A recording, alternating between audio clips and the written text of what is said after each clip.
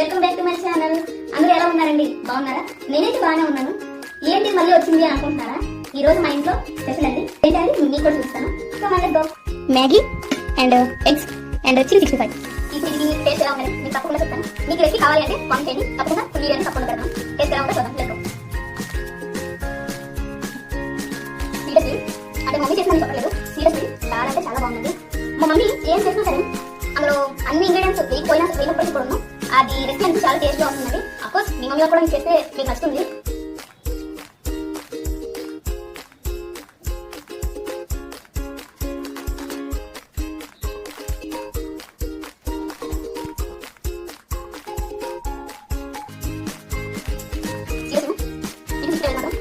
చాలా చాలా బాగుంది.